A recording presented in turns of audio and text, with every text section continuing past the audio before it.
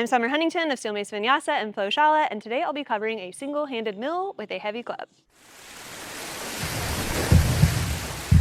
We're out here in Costa Rica gearing up for a 7-day training retreat, and I wanted to demonstrate some swinging, some throwing patterns with my 10-pound club. Now, this is a Wildman Athletica club. It's a 10-pound club. I strongly encourage women to swing heavier clubs. You can work up to it, start with a lighter, 5, a 7, and eventually work up to a 10-pound club. You can start with your club in an order position. See that your scapula is not rounded forward. You want to seat the scapula in a neutral position, which might require you to elevate and then retract and depress your shoulder. Level 1, you can start with inside circles. Push your club out, straighten the arm, swing, pull, and then catch it in an order position. Notice I'm rotating my body to have my elbow meet my rib. Rotate. I push, swing, pull, catch. Common misalignment when people are first learning to swing clubs, they push it really high and kind of let their shoulder come out of a socket and catch it a little bit wobbly. You're in charge of your club. Make sure that you can have a little helper hand here.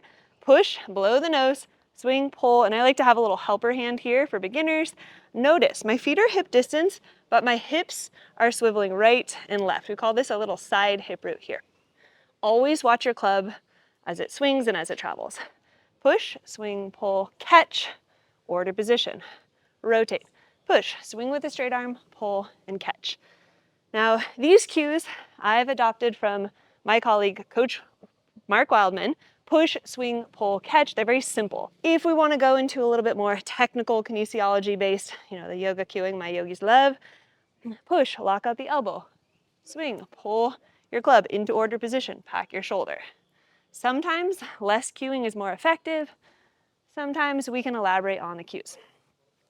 Switch sides. Start with your club in order. See that your scapula is not rounded forward. It's up, down, and back. See that your wrist is neutral here. We're not here, extended. We're not overly flexed. We're not making a claw or anything like that. It's a strong fist.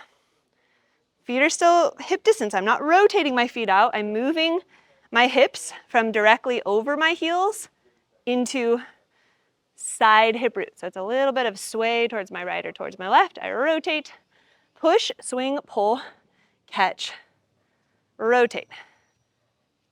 Push, swing, pull, catch, rotate.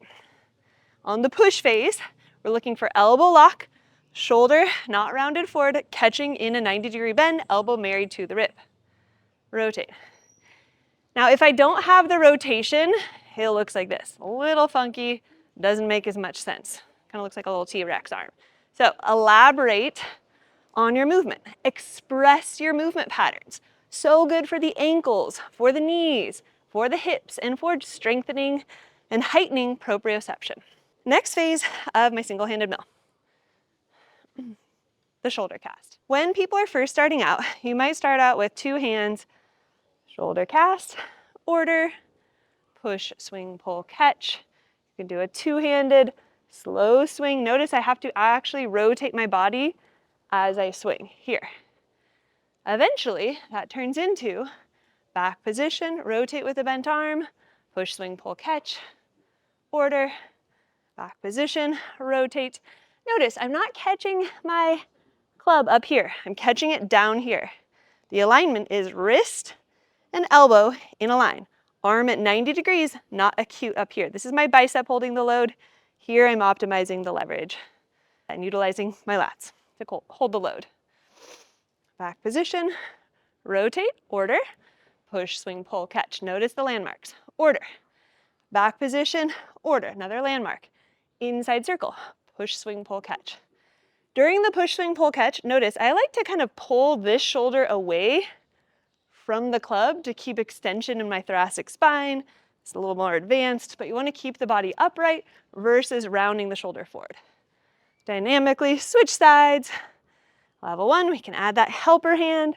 Back position. Rotate, push, swing, pull, catch. 2-handed shield cast for beginners. Eventually, back position, order, find those landmarks, push, swing, pull, catch. Back position, order, push, swing, pull, catch. Women can swing heavier clubs, and they absolutely should. You can work up in load. You can go from 10 to 15 to 20. depending if you're training with two-handed or one-handed exercises. Now, why is this movement pattern important?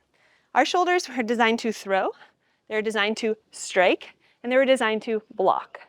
Those are the three primal movement patterns that are often overlooked in Mace and club swinging.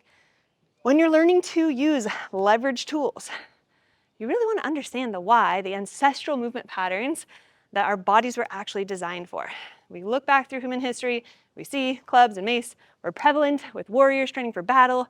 It's in our DNA to be able to defend ourselves.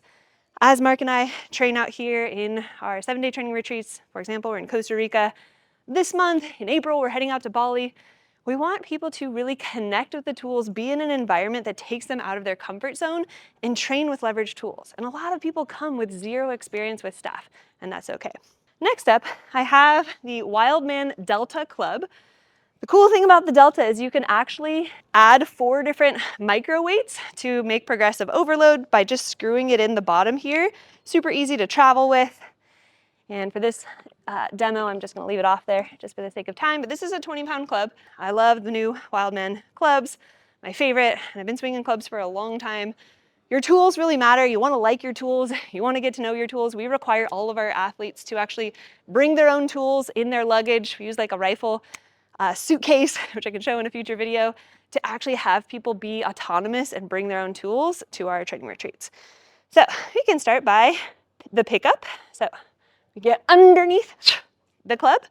This is a two-handed shield cast. Block, dump, pull over, block, dump, pull over. Notice my body is moving to counter the load. I'm a fairly small framed human, but the strength is in my nervous system here.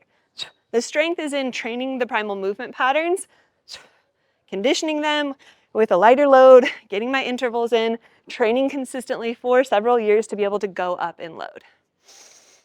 Switch sides. Two-handed shield cast, block, dump, pull over, elbow marries to rib. Block, dump, pull over.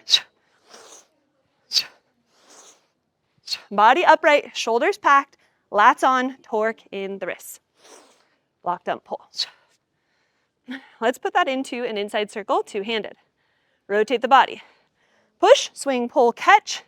Two-handed shield cast into order. Push, swing, pull, catch. Two-handed shield cast, order position. Straight elbows on the swing. Order, that's our landmark. Two-handed shield cast, back to order. Push, swing, pull, catch. Notice the shoulders are not rounding forward. I'm doing my best to keep my lats on and engaged. Last one. Rotating the body and switch sides. Two-handed shield cast. Push, swing, pull, catch. Two-handed shield cast. Push, swing, pull, catch. Notice the similarities with the heavier one versus the light one. I really like cross-training my two-handed work with heavier clubs so that when I grab my lighter clubs, it feels like a feather.